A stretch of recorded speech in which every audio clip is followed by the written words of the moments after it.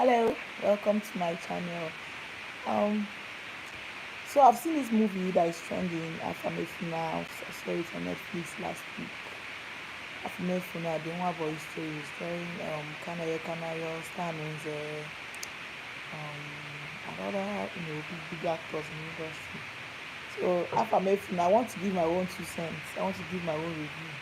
Everybody's saying it's 10/10, 10/10. I want to give my own review now on that movie.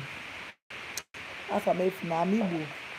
So I want to analyze whatever they are saying there, whatever they are doing there, whatever they are insinuating there with Igbo tradition. First of all, yes, Igbos they normally do that one body thing. They will take master will take it down and tell you for at least 6 to 7 years. At end of it, the person will now send you, bless you, set you up, whichever way.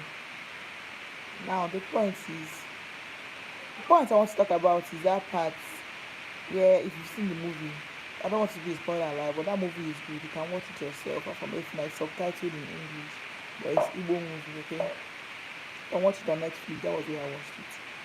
So the point is that in Igbo tradition, when a man pays for a woman's bride price, the children automatically belongs to the man. Normally, they don't do all these DNA things. Nobody has time for DNA. Nobody does DNA thing.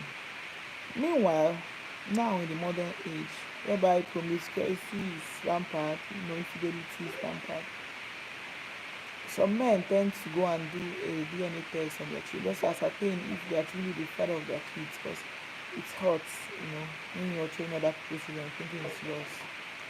Some cases, your dad might just appear from nowhere and start to take those children from you, and you now be, childless. So you decided to do it. Now in Igbo, in some culture, once you cheat on your husband, you run mad. If your husband refuses to do another tradition to appease the gods, in some states in Igbo land, if you cheat on your husband and your husband refused to do that particular traditional rite that will appease the gods for them to leave you, the lady in question will run, and for marriage she may even die. Meanwhile, in some traditions in Igbo land, if your wife cheats on you,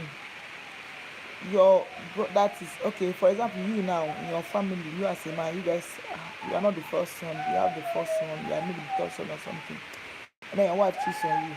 Your first son, that's your mother's first son, will die first. The second son will follow. Then your old child, if she has given birth to any children for you, they will start dying one after the other.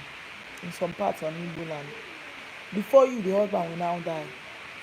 So sometimes, some gullible men will go and do that thing to their wives in order to do what? To make sure they frustrate that woman, in the sense that even if you're doing anything bad to the woman, even if you're cheating, treating her bad, that's the disadvantage I'm talking now. If you're cheating, treating her bad and all that, she cannot do anything, she cannot cheat back, she cannot do anything. She will sit down in that marriage. You understand? So when she will sit down in that marriage, and then once she wants to cheat, your siblings will start dying, then her own children will now start dying until they appease the gods. That's another. But some men, they will just don't want to do those traditional things. So I'm referring to that affirmation movie, okay? They don't want to do those traditional things, they just leave their wife like that. Some men will now do this particular traditional one that says, in those some cultures whereby if you cheat on your husband will die or you run mad. There are some men that will go and do tradition and tell the gods that those children that are giving birth to, that he does not know the owner of the father.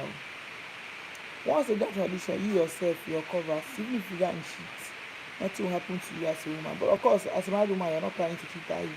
Let me leave you now. Let me just give you. I'm not just saying anything. I'm not just trying to say. I'm not trying to preach. Let me use that word, preach.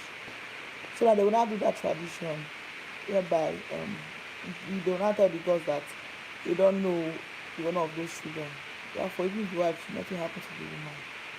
That is tradition, strong tradition they have in Igbo land. I have Mefuna story. I don't know, maybe their own part is fine, but they even overdid the love things, because nobody will even know that you cheated or whatever and gave birth to a child that is not their own, unless the man has issues with impregnating a woman. If not, on a normal level, nobody will use a clear eye and accept somebody's child when they are married and he cheated on them because the wife cheated.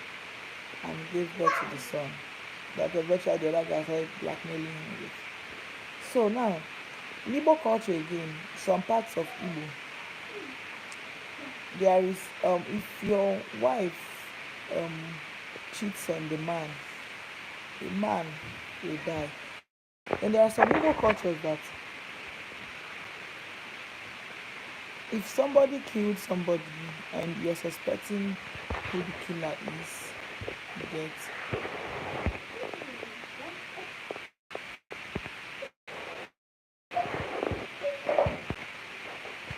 and you're suspecting who the killer is, and you go and invoke the gods of that will go and change who it does not really threat and you do what? Make that person sick. It is the person that did that thing to you. And if you mistakenly, whether you don't know or you know, if you mistakenly go and tell that person sorry, that person that you made sick, you maybe go and tell the person sorry, you yourself will not die and the person will get healed. God sorry. And that is why in some cases someone might be sick and they'll be suspecting a particular person. They will now intentionally carry that sick person to that particular person's house to know if that person will tell the person sorry. Then if you get to know if the person is suspecting, they tell the sick person sorry. And in most cases it was because when they come, that person that is suspecting will never ever open his or her mouth to say sorry to whoever that is sick. They will never ever open their mouth to say they are sorry. Because they know that once they say they are sorry, the person will be healed and they too will now become the ones that will be sick. So they will not tell the person sorry. Some of all these things they are just that but are happening in this 21st century, year 2024.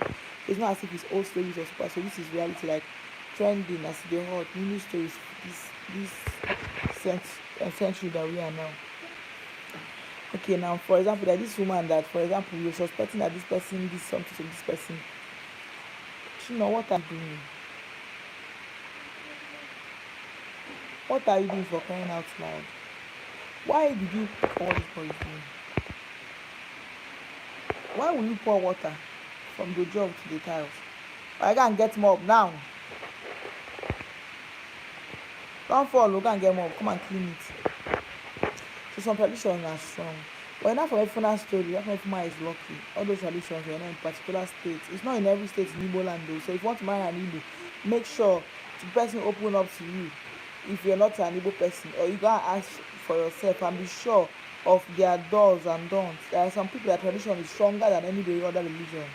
If you cheat on your husband, it's very simple. You run mad. If your husband does not do anything, you can't get mob and mob that thing, okay?